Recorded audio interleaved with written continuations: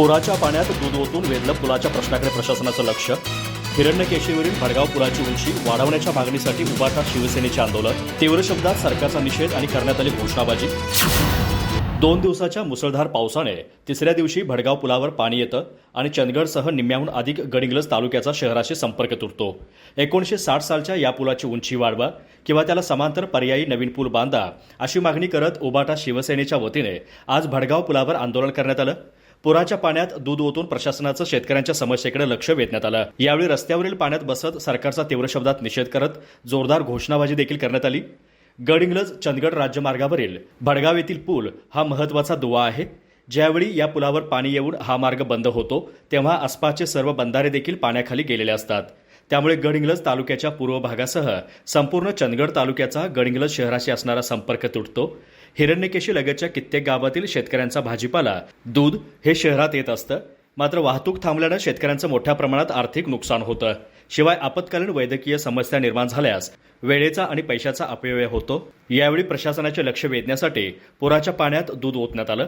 यावेळी बोलताना सार्वजनिक बांधकाम विभागाचे उपअभियंता आदित्य भोसले यांनी आहे त्या पुलाची उंची वाढवणं तांत्रिकदृष्ट्या शक्य नसून पर्यायी समांतर नवा पूल उभारणे गरजेचे असल्याचं सांगितलं. त्याला समांतर पूल बांधणे किंवा आहे तो पूल पाडून त्याचे नवीन पाडणे. आता आहे त्या पुलाला सुद्धा आपल्याला उंची वाढवता येते का, त्यासंबंधी आमचे संकल्पचित्र मंडळ मुंबईला आम्ही याबाबत मार्गदर्शन विचारलं. तर त्यांनी म्हटलं की हे जुनं जे स्ट्रक्चर आहे ते तुमच्या नवीन लोडला कॅरी होणार नाही.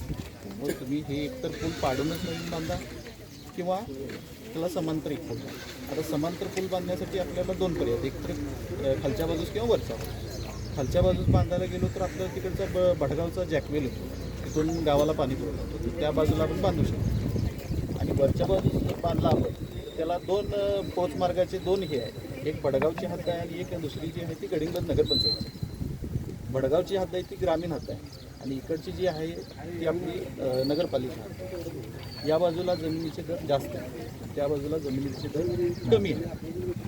साधारणपणे आम्ही त्याचा पोचमार्गाची लांबी आणि इतका विचार करून त्याची कॉस्ट जवळजवळ भूसंपादनाची 18 कोटीच्या आसपास येते.